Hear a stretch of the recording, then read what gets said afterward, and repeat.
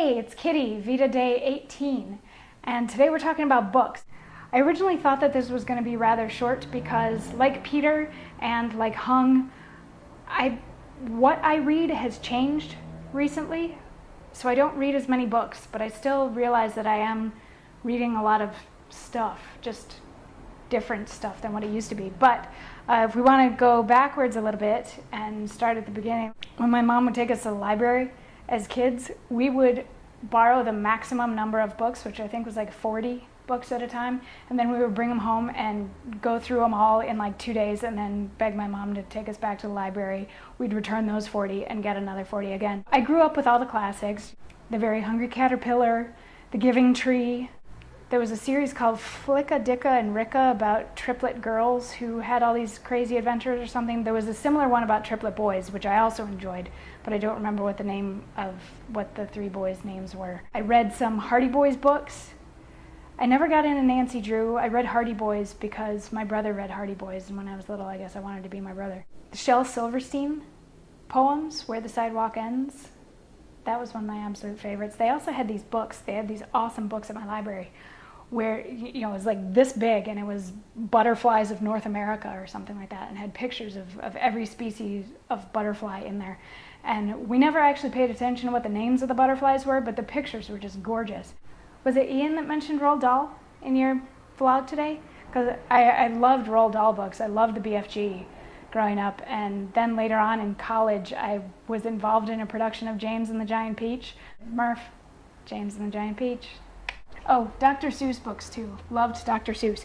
And one of my favorites was Marvin K. Mooney, Will You Please Go Now? But we didn't own that one. They only had it at the dentist. So I actually, in a really weird way, looked forward to going to the dentist because then I could read Marvin K. Mooney, Will You Please Go Now? But The Sneetches and Other Stories is one of the greatest books ever. I'm sorry, I don't care what anybody else says. Sneetches and Other Stories is fantastic. But then, like in about third grade, I found this one, Phantom Tollbooth by Norton Juster. I loved this book. It was so imaginative. There's a car that goes without saying, as in when you sit in it, you have to be completely silent in order for the car to go. Like, it was awesome. I loved this book. Did I mention Winnie the Pooh already? I grew up with the Winnie the Pooh books, and my mom would read them to us, and she had different voices for each of the characters, and I loved that.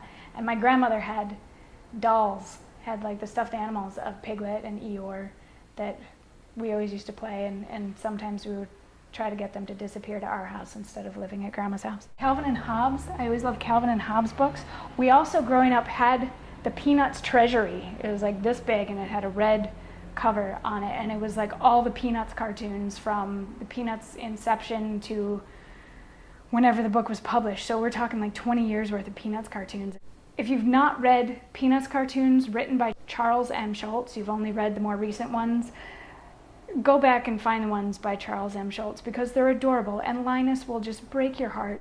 I haven't read a lot of comic books. I'm not a comic book geek per se, but I have read a couple, including Bone, which is brilliant. Sandman is also awesome by Neil Gaiman. Neil Gaiman's brilliant, and he wrote the best episode of Doctor Who from this current Matt Smith season called The Doctor's Wife, which was gorgeous. Watch it. It's lovely. But yeah, Sandman is brilliant. If you have some reason why you want to make yourself fall in love with comic books or graphic novels, stuff like that, read Sandman, because that'll do it for you. Now we're getting a little bit closer to modern day reading. This, Stephen King's Nightmares and Dreamscapes, I bought this when I was in Australia to keep me company. The 5 complete novels in the inappropriately named Hitchhiker's Guide to the Galaxy trilogy. I do agree that they get progressively worse. I love Douglas Adams.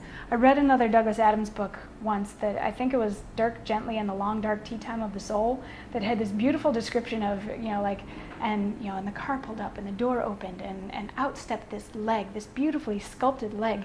This was the sort of leg that a sound designer, had this been a movie, would have put some sexy saxophone solo over the sound of this leg coming out of the car. Unfortunately, the sound of that saxophone would have been completely drowned out by the sound of the tuba that was appropriate for the car that was driving up. Basically saying this gorgeous woman drives up in a shit car, but just the way that he described it. I read that sentence probably 14 times, laughing my ass off. I love Dorothy Parker. I'm convinced that I was Dorothy Parker in a previous life. House of Leaves.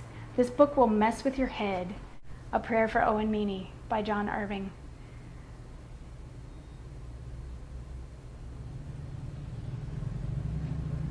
I don't even know what to tell you about this book.